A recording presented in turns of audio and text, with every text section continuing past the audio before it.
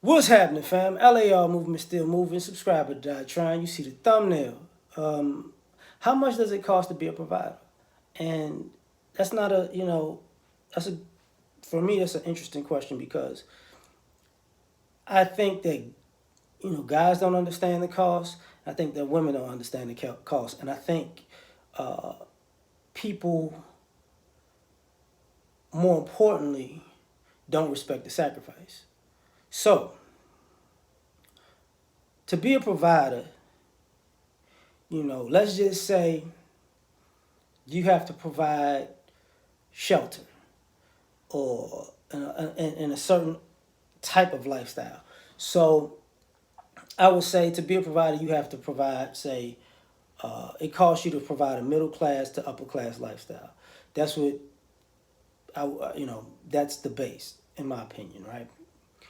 So depending on what state and city you're in, that might be different because to be in a middle class or upper class neighborhood, it could range anywhere from uh, a home that's 2,000 to not 2,000 $200,000 to up to six high six or low seven figures, right? That's the cost, okay, to be in those neighborhoods. Not to mention, say taxes, you know, and HOAs, right? The cost is, you know, you might have to pay for the transportation, the cars. So that's the cost. If you taking it all, that also goes with the bills. So here's the thing, or if neither one of those, and you might wind up being in a nice neighborhood, but it say an apartment, townhome, condo, uh, that could range anywhere from you're gonna have to have enough space for a family. So about a minimum of 2 bedrooms, right? Because you another person, you know if kids are involved, at least the kid or kids need to have a room or share a room. So we go on with that part. You might have to work overtime, or you might have to have side hustles and side jobs and things to bring in extra income. That's the cost of being a provider. Like, some people would say, you know, that takes six figures and up. You know, at a minimum, I would say, depending on the state, it takes probably high five figures and up. Like I said, depending on the state and the city. Because L.A. is completely different from Memphis or Nashville. You get what I'm saying? Uh, New York is different from Austin. Like things like that, you gotta take that into consideration. The sacrifice, though, you know, the cost of being a provider is also the cost of because ladies are looking at it like you know unfortunately they're looking at it like they want to be able to be a modern day housewife in the sense of the cooking and cleaning can be done with everyone everywhere or everything else. The cleaning can be Uber Eats. The cooking can be Uber Eats or picking up fast food, and the cleaning can actually be we're gonna get a maid, or we might get you get the kids to do it, or you need to help around the house type of situation.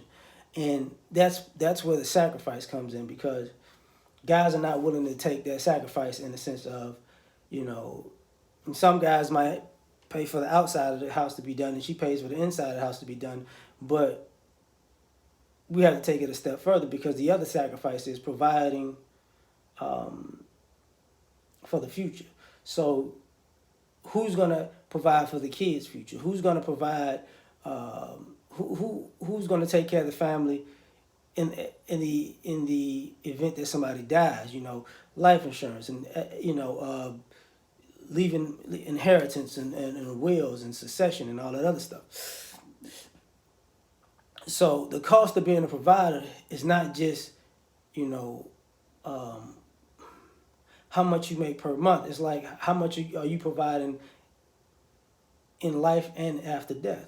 And I'm saying people are not respecting that sacrifice because they don't understand the cost of it, because you got people who just looking for a free ride, you know. And unfortunately, that's creating more of a problem than anything, because now people are looking at being a provider as being a sucker, because a provider is not getting much out of providing for another person or other people. And when you hear the women say they want to be provided for, they're not saying what they're providing the providers. They're just like, I'm just gonna be here to take, you know, because that's what you're supposed to do. But what are you supposed to do for a provider? They draw a blank. So this is why people are choosing to be, you know, solo acts, because I could just provide for myself. I'm doing just fine. Why would I provide for you? And you are not, quote unquote, bringing anything to the table. So this creates a whole different situation that, you know, the modern day woman is not going to be able to just, you know, deflect and project and just move on to the next subject as if guys are like no, because it costs a lot to be that, and you want some bang for your buck. But I'm done. Like, share, subscribe, or die. Try and catch you on the next one. Peace.